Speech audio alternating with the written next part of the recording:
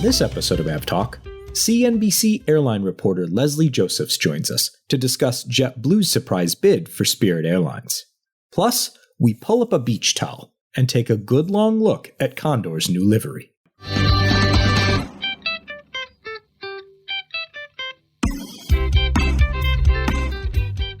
Hello and welcome to episode 158 of AvTalk. I am Ian Petchnick here, as always, with Jason Rabinowitz. Hello, Ian. How's it going? Hello, Jason. It's going well. How are you, sir? I'm good. It's good to hear that it's going well for you. It's the week before spring break, and so things are wet and blustery, but we're trending in the right direction, and I'm about to send the kids off to Camp Grammy and Grandpa for a week, so I'm feeling great. That's great. Good to hear. Yeah, and I've got travel coming up at the end of the month, and I'm starting to book travel throughout the summer, looking into the fall, though I don't want to say sticker shock isn't the right word, because I'm not shocked by it. I still don't like it, though. No. I just went through the same thing where I had a trip to Japan booked. I booked it sometime last year, and of course you still can't travel to Japan, so I had to do something with the $225. Yes, it was a very, very, very unreasonably cheap fare to Tokyo, $225, and I had to do something with that credit before it expired, and I settled on Toronto and actually had to pay an extra $65 to go to Toronto instead of Tokyo. I love it. So yeah, fares are trending up these days. That's one word for it. But it's good to be getting back on the road. We start the show with an update on the investigation into the crash of China Eastern 5735. Some major updates, really. Last week, we discussed the NTSB's participation in the investigation, and our conversation 7 days ago was really limited to they were waiting for their visas to process and to get on a plane and go. As it turns out, the CVR, as we mentioned previously, we believe it's been damaged, and so the Chinese investigators sent the cockpit voice recorder to the NTSB's Washington lab for either repair or reconstruction, and then a download of the data. So the NTSB is not necessarily taking the lead on the CVR, but taking the lead on making sure that the data comes off the actual memory. Yeah, so we had mentioned that the Chinese authorities had dispatched an Air China A330 to Dulles. We had suspected that was to bring NTSB investigators back to China, but it turns out that aircraft was almost certainly bringing the two recorders over to Washington to be analyzed. Yeah, so it'll be interesting to see how they proceed and progress with recovering that data. When I think Reuters was the first to report the news, and I mentioned at the time on Twitter that the NTSB lab has been kind of at the forefront of recorder specialties. There's a few labs around the world. There's the NTSB lab there in Washington, D.C. There's the UK's AIB lab, and then there's the French BEA, the three that you think of when you think of being able to process these, especially if they've been damaged.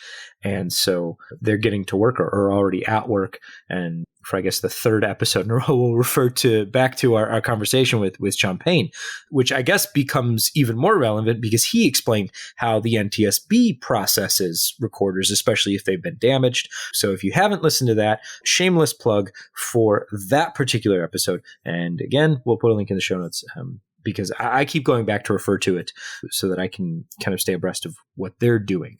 On the flip side of things, the NTSB team did depart the U.S. and arrived in China. As is pretty much customary, that's all the NTSB has said. We don't know what the investigators are doing. We don't know where they are. We don't know what they found, if anything. All of that communication will come from the Chinese investigators. And as we mentioned last time, we expect that they'll issue a preliminary report on or about the 21st of April. So we'll pretty much have to wait until then to find out any more information about the crash. Yeah, thankfully the NTSB investigators were able to get the visa issues sorted out and arrive there in China. They said, interestingly, they're going to use protocols very similar to the Beijing Olympics last year in that they basically will have very limited to no interaction with anyone outside of the investigation. So they'll be in their investigatory bubble, I guess you could call it. And it's just a very strange time because right now, Shanghai is in complete lockdown, like nothing we've seen here in the US. If anyone's complained about lockdowns before, this is an actual lockdown. Like you can't even go outside. So it's very interesting time to have an outside investigation team come into China. And hopefully they're able to perform all their duties that they need to do without hesitation or issue. And it seems like that's exactly what is happening. Yeah, so the investigation is definitely proceeding. What I haven't heard beyond some comments last week that they were also sorting out visa issues and things of that nature are the Boeing and CFM representatives representing the aircraft manufacturer and the engine manufacturer respectively. So hopefully that's all been sorted out and they've been able to make it to China to support the investigation any way they can. That's pretty much all we have at the moment, really. Not much beyond that. As is customary, not much comes out in that period after the initial flurry of information and between the preliminary report. So this is generally the period where things go quiet and we wait. And so we shall. We shall fill that time, Jason, with a spirited discussion, I think, that has taken the aviation world by storm. Of course, I refer to, I don't even know what to call it, but Condor's bold new livery. This was the first piece of news this week that I had to refer back to the calendar on to make sure it was not still April 1st. We'll talk about the second one in a little bit, but yeah, Condor coming out bold with a new livery. Not an airline I thought needed a new livery once again. But I know this is a podcast and you can't see what I'm looking at. But if you have not already seen it, do yourself a favor and go look up Condor's new. We'll put a link in the show notes just in case you haven't seen it already. We've got a link in the show notes. And if you go to the Flight Radar 24 blog, there is a post that includes both of the aircraft that have been painted in the full livery so far. There is an A320. A321 that has been painted, and Condor's first A330neo, which has been painted. So the, I guess, best description is striped. Yes, Condor describes it as taking inspiration from holidays, and that holidays are striped. We are inspired by ice cream parlors, umbrellas, and beach towels together with the light sea breeze in our hair. That's a direct quote from a tweet from the airline. And they go on to say, and that's why our planes will be flying in the summer outfit in the future. So, yeah, they're striped. A white base of paint with different colored stripes. There's red and there's green and there's yellow and there's bronze and there's blue. No, it's not bronze. What is it? What is it? They have special color names, don't they? Good sir, there is Condor Island, Condor Sunshine, Condor Sea, Condor Passion, and Condor Beach. Interesting. So I looked at it and just saw yellow, blue, red, and beige. No, you should be seeing Condor Sea, not just blue. God, they took a hint from Apple. It's not just gray; it's space gray. Exactly. So the A321 is in Condor Sunshine, and that's the yellow. Condor, that's yellow. To me, it looks more orange, but maybe that's just me looking at it. And kind calibrate of the your darker, monitor's color. The darker. I think it was also pouring rain in Maastricht when it left. But then there's Condor Island, which is the A330neo that has been painted. So I guess it really comes down to whether or not you like it. And I, Jason, am going to come down firmly on the side of I like it. Okay. I like it. I mean, I'm happy to see an aircraft that isn't just white with like a little widget on the tail. I'm happy to see there is some yellow, or I'm sorry, it's not yellow. It's sunshine. As we noticed, yellow is going away. Condor says no. Yeah, we're keeping the yellow, but the engines are not yellow like they are today, which is disappointing. That's another trend of getting rid of yellow on airplanes. But I don't love it. I don't hate it. I would like to see one of these aircraft in person. But it seems like the existing fleet of 767s, which I would be able to see here out in New York, will not be getting the new livery because they're not long for the Condor fleet. And the current A330-200s that I think they have on short-term lease will only get a modified version with the stripes on the tail, but not the actual fuselage. But Right. I don't know. It's different. Different is certainly one way to describe it. I like it, and you touched upon one of the reasons I like it. It's not just more of the same. It's not Euro white with a line in line with the vertical tail fin, where it comes down underneath the fuselage, the empennage, and there's a splash of color there, and that's it. And there's some titles on the thing. The Condor says that they take inspiration from the beach towels and vacation and things like that, and they're a vacation airline, and the whole idea is that they're reminding you that you're on vacation the moment you step on board the aircraft. And people that are flying Condor or are flying Condor to go on vacation. You don't really fly Condor for any other reason. Yeah, that's probably true. This isn't like I'm booking a business trip and I'm going to fly Condor. I've looked into it in the past. I would like to do that, but I haven't.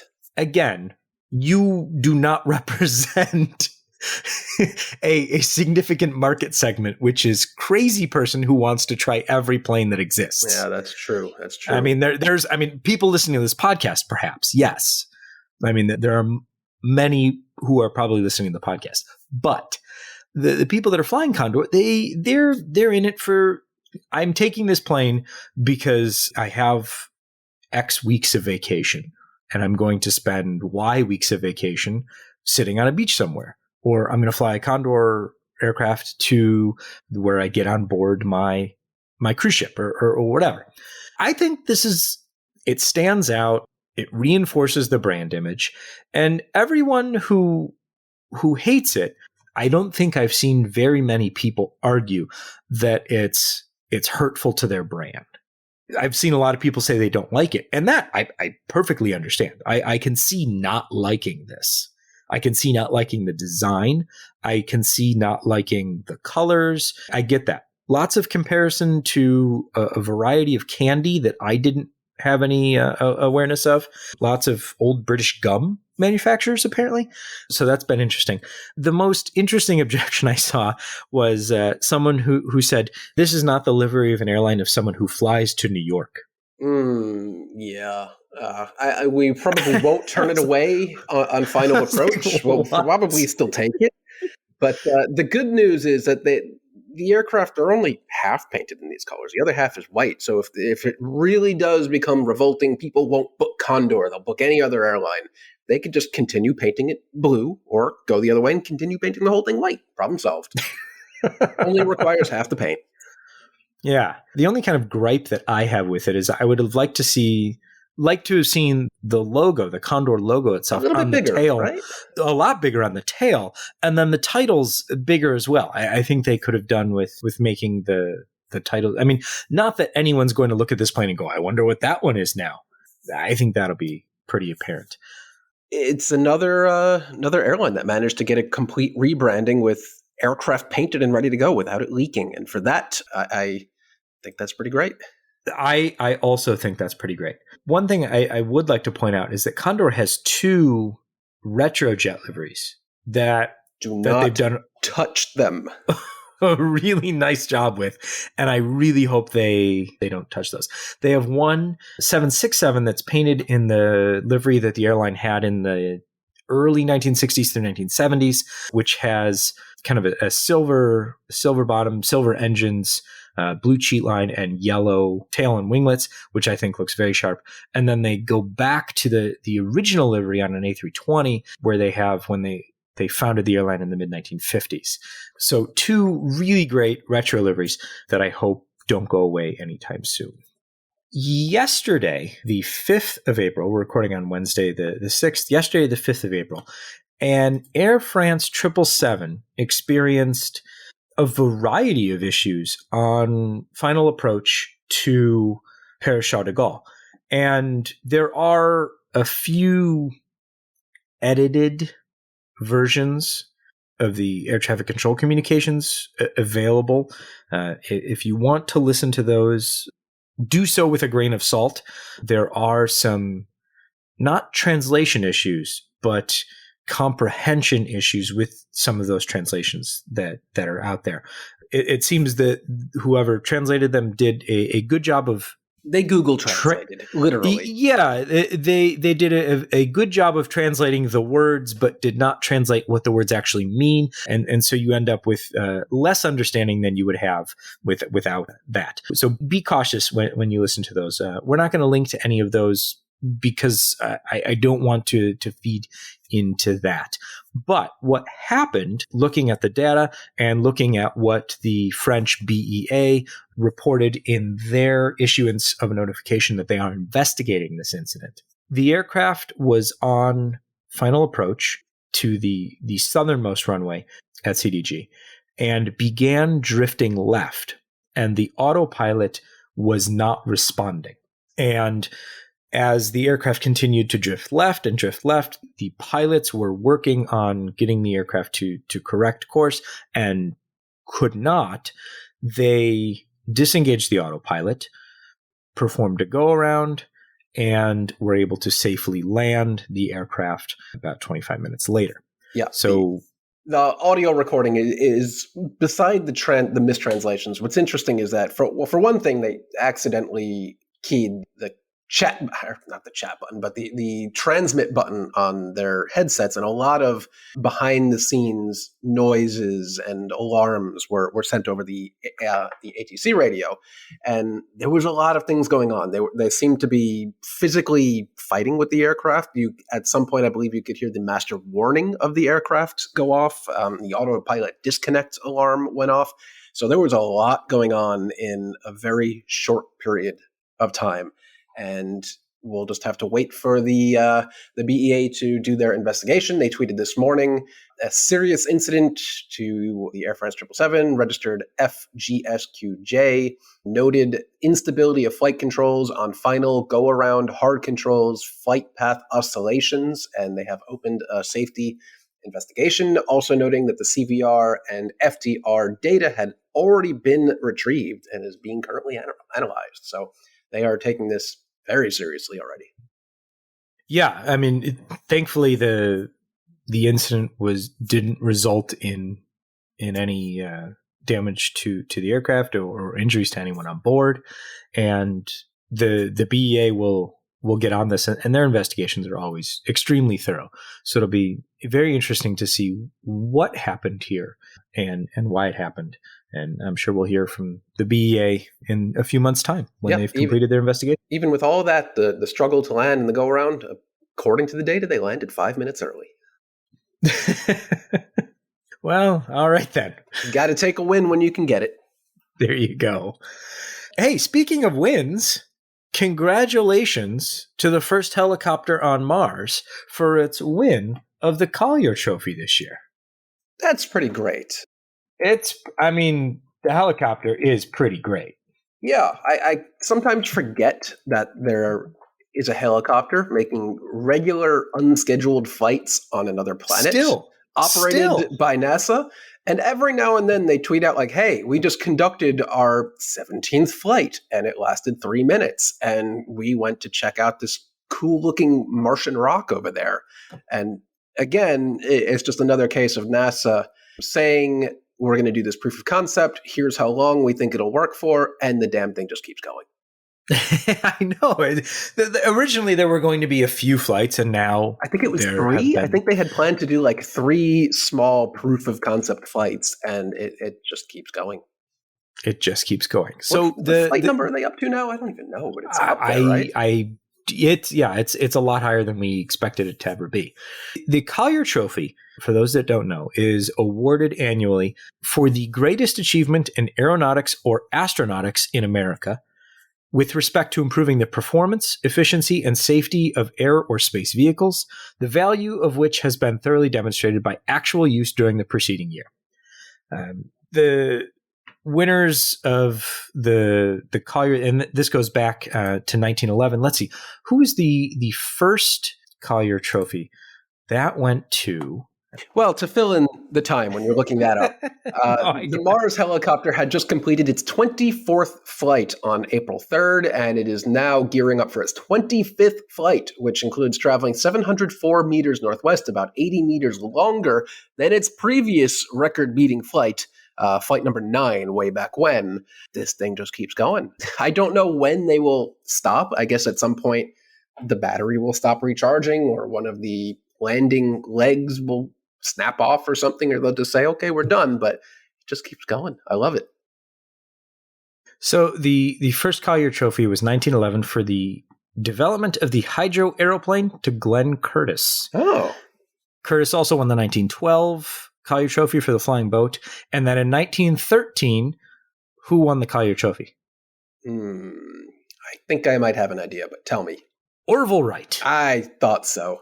For the development of the automatic stabilizer. So, I mean, a long history of everything from the beginnings of aviation and the development of the airplane all the way through the development of a helicopter currently operating on Mars. So, lots of things. It's going to be a hard one to beat for a while, isn't it? I mean, yeah, that's a pretty stunning achievement, if I do say so myself. Setting the bar high. So very, very cool. So congratulations to the team that has worked on Ingenuity and everyone over at NASA. Really, really cool stuff and really well done. Let's take a quick break, and we will come back with Leslie Josephs of CNBC. She is joining us to discuss JetBlue's surprise bid for Spirit Airlines. Spirit had been Frontier had wanted to take over Spirit. And JetBlue says, well, hold on just a moment. So we're going to talk with her about that in just a moment. We'll be right back.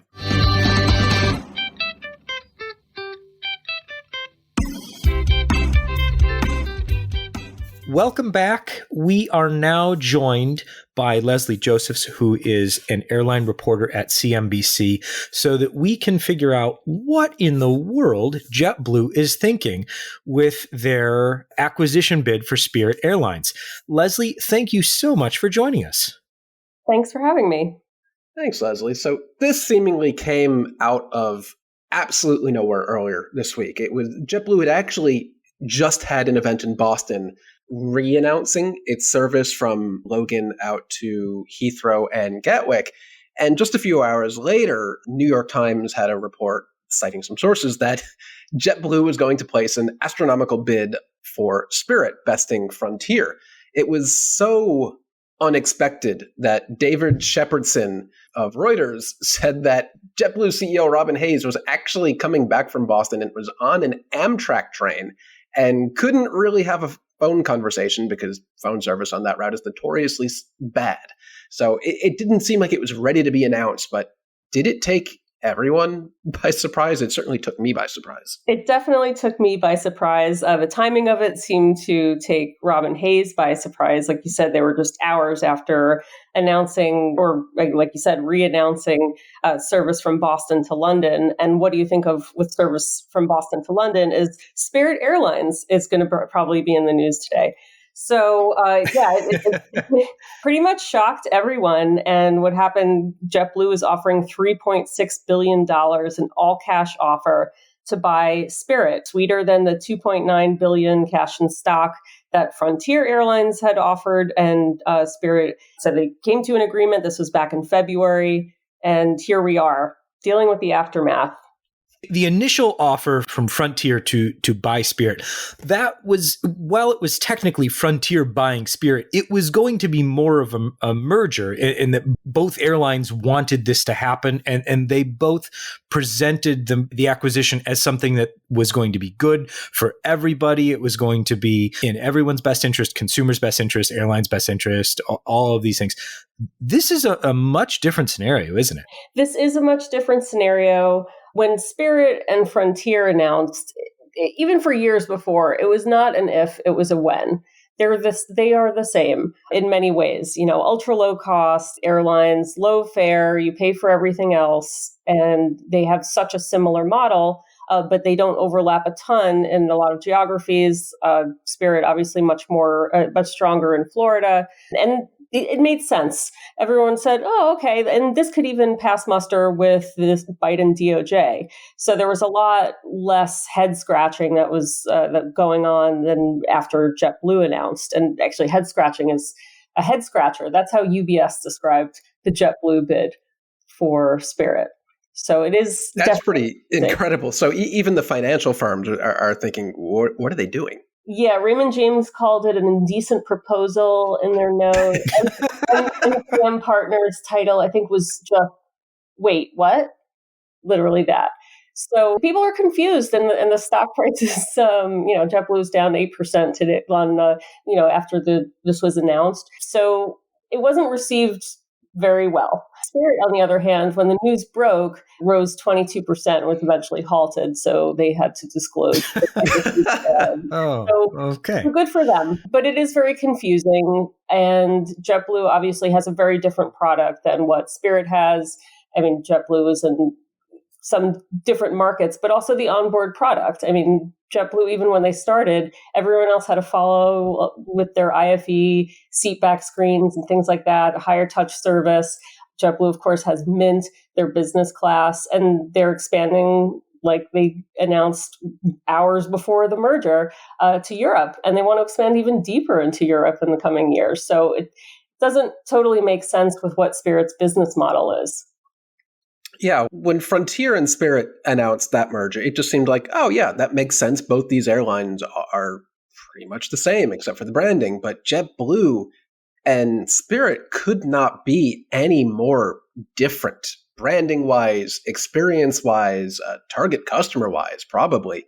It just seems so, I'm still confused by it. What is JetBlue's argument for proposing this? Why do they think this is a good idea?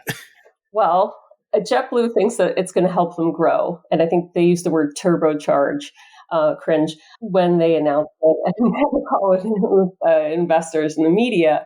So one thing that they both have in common is Airbus 320 family, which is hard to come by for the next decade, let's say. So that will help them, if it is approved, if Spirit okays the offer and ends up going with JetBlue, those planes, we're talking hundreds of planes that they already have, and then the ones that they have on order, over 100, will go to JetBlue. And CEO of JetBlue, Robin Hayes, had said, we know that the market for planes is tight, especially for narrow bodies, especially for the A320 family in the coming years, and this will allow us to grow as much as we want in a way that's much faster than growing organically. But JetBlue is also saying that the people that they want to compete against, the airlines that they want to compete against, are the big four: Delta, United, and Southwest, and American Airlines. Curious thing about that, the big bad four, is that JetBlue has a partnership with one of the big four, and that's American Airlines and that Northeast Alliance. So it's a really big question about how the DOJ receives this. Last year, they sued to block that partnership that allows American and JetBlue to coordinate routes on the Northeast, Boston, New York, which they argued together that would allow them to compete better against United and Delta in the region. And I think JetBlue, in its press release that it eventually put out, stated that they think that both the Northeast Alliance and the Spirit merger will go through without really any major hurdle. And I just can't see that happening. And we try to press them on that and say, like, what if you could only have one? You pick one. And it's not totally clear, because the trial hasn't happened yet, the DOJ suit against the NEA, how that pans out. But I don't know. I mean, it's a really tall order, especially for this administration. I understand it would take a really long time. The offer isn't even accepted by Spirit at this point, but getting it through regulators is a tough one. And then you have a whole other risk of executing this thing. I mean, have you been on a Spirit plane? I mean, they're going to have to rip out seats, retrofit, dozens of aircraft to fit the IFE. I think it's like 10% of seats that they have to take out and make them JetBlue planes, and, get rid of Spirit and all of that yellow paint. Yeah, I found that interesting that JetBlue, right in the press release, said our intention is to absorb Spirit in their operation and their aircraft and bring them up to JetBlue standards. And that's going to take a long time. Spirit does not have a small fleet compared to JetBlue's fleet. And they had just completed their own fleet refurbishment program of their older A320s. That took almost 10 years to do to their own fleet when they planned it out long in advance. So there's going to be a period where you're going to see Spirit aircraft, I guess, in JetBlue branding operating with a JetBlue interior. And that's going to be or with a Spirit interior. And that's going to be a real delicate balance to make sure that someone doesn't book JetBlue thinking they're going to get the JetBlue experience and somehow end up in row 55 of a Spirit A321. That's going to be brutal. Well, look how complicated it is with the NEA and the American JetBlue tie-up, and even like booking your seats. We're just talking about technology online, like booking your seats. You think you're on American, but you're actually on JetBlue metal. Like they're still rolling out some reciprocal benefits for frequent flyers and things like that. And that's not a merger. The thing that gets me about the kind of putting the Spirit fleet into JetBlueifying the Spirit fleet, that's 176 aircraft at the moment. And Spirit has a bunch of aircraft on order. So as they continue to take new aircraft, they're going to continue to take new aircraft in their configuration, which is much more dense than JetBlue and without any of the frills. So then Seth Miller on PaxX.Aero had an interesting breakdown where he talked about, the A321 on Spirit flies with 228 seats and between 174 and 182 on the A320s, 200 on the A321 on JetBlue, 150 to 162 on the A320 for JetBlue. I mean, removing all those seats, there's two things. One, physically removing that many seats from the aircraft and then installing that changes one aspect of it. And then there's the fact that removing all those seats increases your costs and sends you up from, the Spirit passengers to think. So the argument of why this doesn't quite make sense, it's one of like doing a list of pros and cons. I feel like the cons, or at least as far as the flying public are concerned, the cons weigh up pretty fast. They do. And it's something that Spirit's board is going to have to evaluate. Sure, it's more money. They have a fiduciary duty. They have to think about their shareholders. But what does it mean? What are the added costs down the line? So it's very complicated. It would be very complicated for JetBlue to organize this execution at a time when they're trying to fix their operation. Their on-time numbers last year are not good. There are some arguments that JetBlue has made on their call. This could possibly help customers when things go wrong, like they did recently with bad weather in Florida and hundreds of flights were canceled. And a combined airline will give you more options to rebook. We'll see how that works this summer, just in general. But I don't know. I think this is probably one of the most difficult mergers I've seen. I mean, look how difficult Virgin America and Alaska was, and how customers were pretty tied to the product. I don't know if they have like the warm and fuzzies for 28-inch legroom and Spirit's, interiors, than if it were going the other way around and JetBlue was turning into Spirit in some way. But that's a challenge for them. Branding is very different, and there's going to be a lot of costs with that. That's not something that goes smoothly in the best of times. For me, it's almost like the opposite. If I'm a Spirit passenger, if I'm somebody who looks at flying and goes, well, I can get from Chicago to Fort Lauderdale for $18 round trip. And if I want to check a bag, that's another, $50. So that's not bad at all. Versus now I have to pay $120 or something like that because I'm on a JetBlue plane. And you won't even have the big front seat option anymore. Yeah. Exactly. That seems to me, as far as the branding goes, kind of you're worried, I guess, rightfully so, about JetBlue becoming more like Spirit. But if I'm a Spirit customer, I'm worried about Spirit not being there at all. I think it's a different clientele. Maybe they don't overlap in that front. Sure, like price is always the most important thing, but business travelers do fly JetBlue. I don't get the sense that they're on Spirit, although the CEO of JetBlue begs to differ. And that's, I think, what I'm saying is like people that fly Spirit because it is Spirit. And they might not necessarily fly at all if Spirit isn't there. Right. Which is essentially, if this all falls through for Frontier, good for Frontier, because then they're the big standout in the ULCC space. And then, Spirit and JetBlue just kind of duke it out in like the hangars, like getting all the seats out for the next, I don't know how many years, 6, 5, who knows. if it even happens. So it's extremely complex. It'll run like a subfleet for a little while. Yeah. And meanwhile, JetBlue's never actually integrated another airline. JetBlue made that offer famously for Virgin America years ago that ended up just doing nothing but dramatically increasing the cost for Alaska to purchase Virgin America. But this will also be the first time this airline actually does it. I'm sure there is management that's had experience elsewhere, but JetBlue itself, correct me if I'm wrong, has never purchased another airline. So this would be a first for them. Yeah. And there's a labor question to it, too, because the flight attendants at both Spirit and Frontier, both AFA and both pilots are ALPA. There's different representation for flight attendants between JetBlue and Spirit. That's going to be a whole issue. One thing JetBlue says is in their favor is like this will help them increase their pilot base. Their combined employees are going to go up to 32,000. I think Spirit has around 10,000. So at a time of a pilot shortage, it's something that they're thinking about. By the time this closes, maybe it eases a little bit in the US, but it's hard to tell. If anything, it seems like this, even if the DOJ says, okay, fine, it seems like it's going to take a long time for them to say, okay, fine. So this seems an interesting way to grow your pilot base, sure, but it's no quick fix.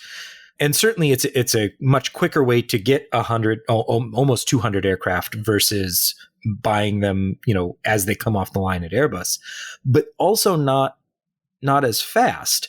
So I guess that seems less convincing in all of this to me than JetBlue wants it to be, if that makes sense. Have they acknowledged that even if this goes through, which it doesn't seem all that assured, it will still take a long time?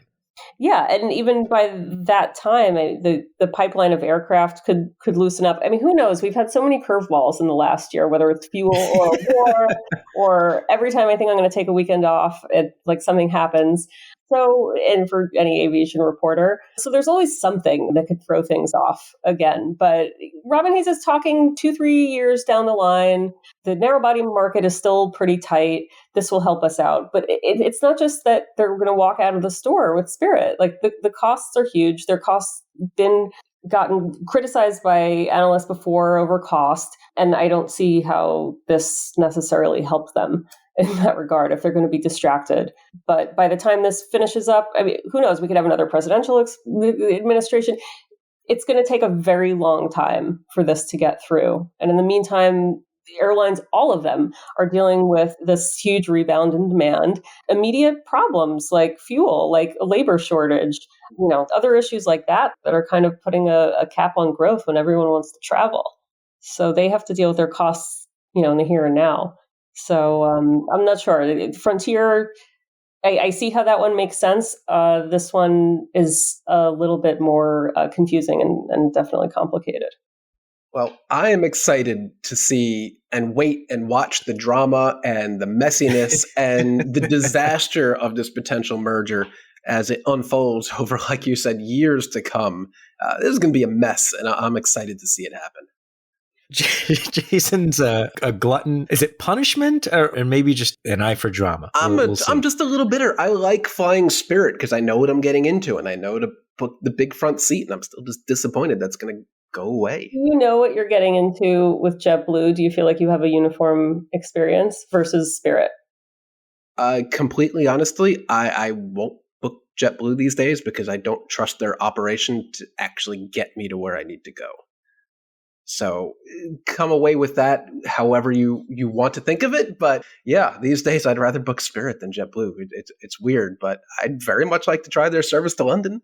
They always Spirit was the joke of every late night comedian and just kind of synonymous in our popular culture is just having terrible service, but they have made strides. They have. They've turned it around operationally. They still have the occasional meltdown, but who doesn't these days? Every airline. I was going to say, at this point, every airline has an occasional meltdown. It's just JetBlue has a lot more of them. And when they have a meltdown, it sticks around for a while. But again, like before we started recording, Leslie, you mentioned the color yellow. And I'm disappointed to see the yellowest of the yellow airlines disappear. Yeah.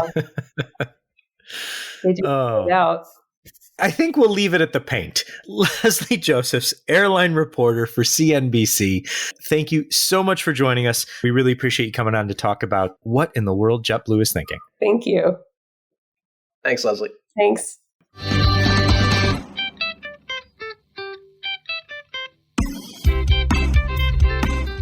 Welcome back. We now turn to the part of the program where there's an update on billions of dollars at stake and nobody has any idea what's happening. I, of course, refer to Airbus and Qatar's ongoing dispute. The latest is Airbus has canceled a third A350 that was scheduled to go to Qatar. Not great. Not great. I mean, that's 50 A321neos and 3 A350s? I mean, pretty soon we're talking about real money here, Jason. Yeah, like a whole fleet worth of airplanes. That's a whole airline right there. Yeah, that's 2 airlines. There's really no end to this insight. I don't think we have much insight into what's going on in the court proceedings. I think that's happening in the UK for some reason.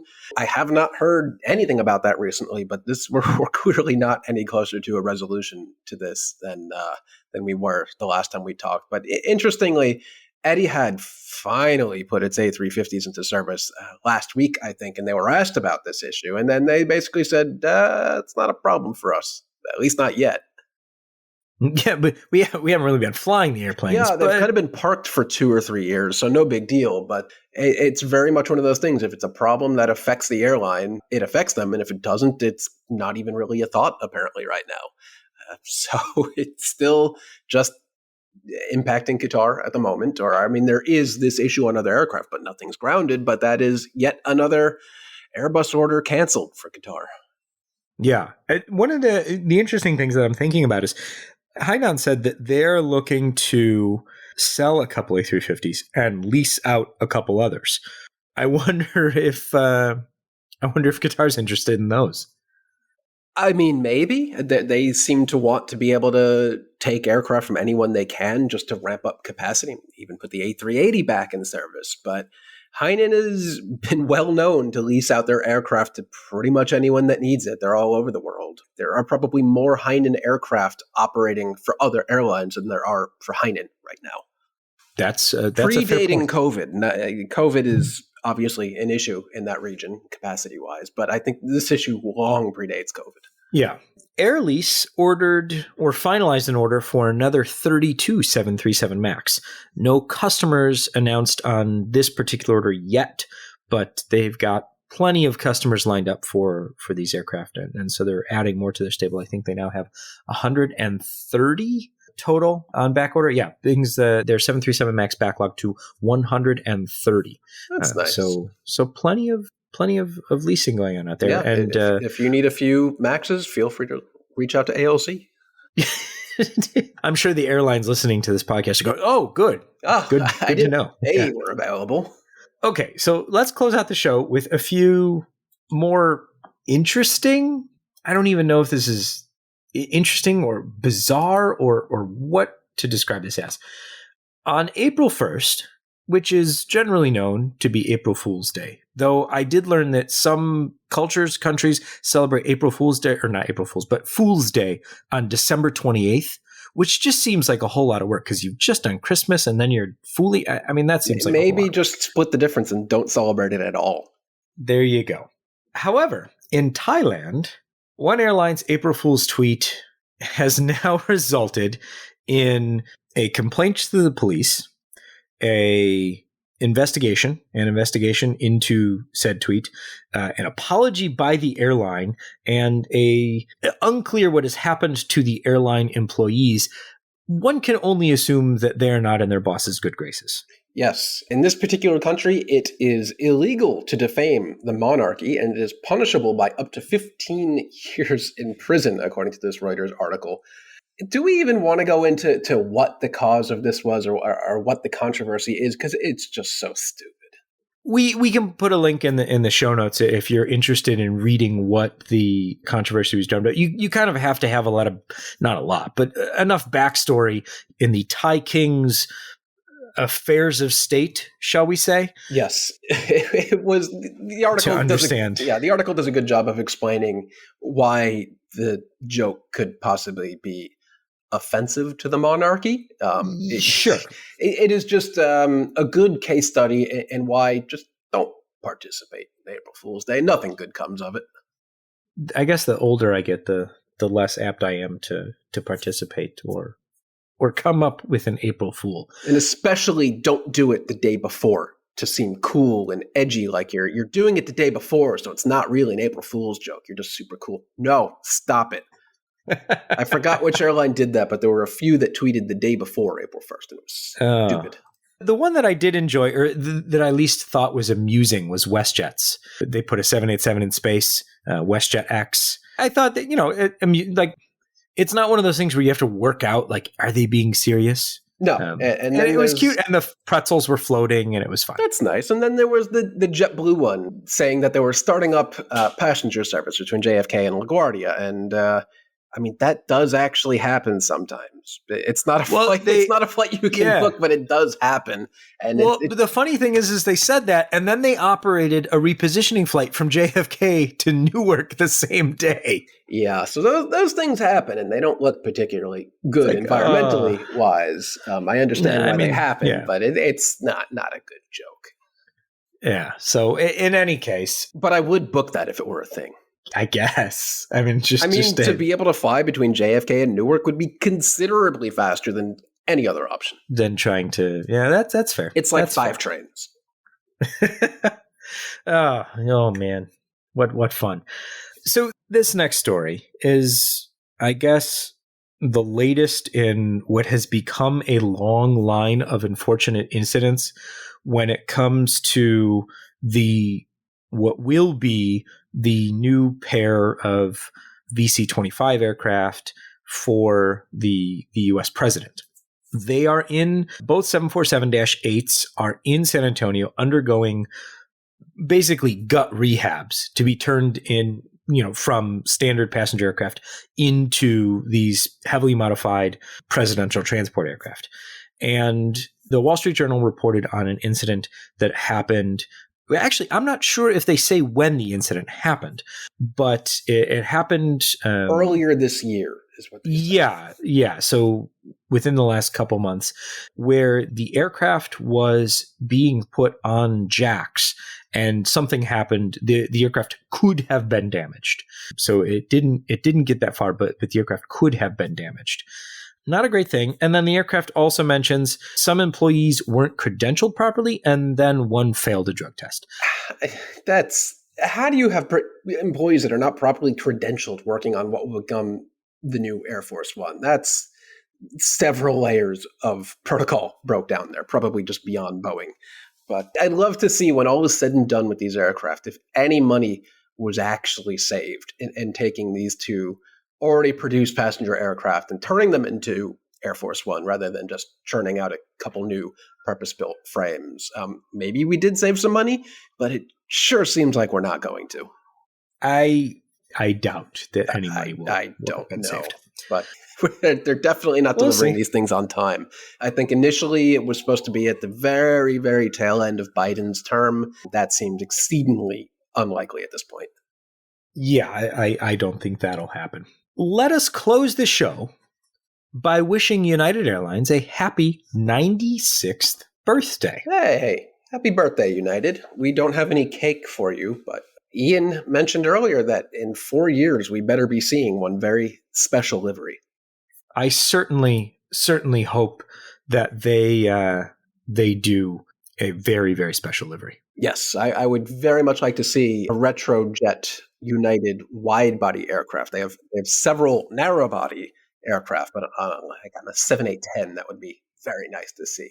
And thankfully, United could not agree more. Yes, United is not an airline afraid to roll out a special liveried aircraft, unlike a certain competitor in Atlanta. I won't name names, but yeah, a special livery celebrating a 100th birthday coming up in a couple of years. That would be very nice.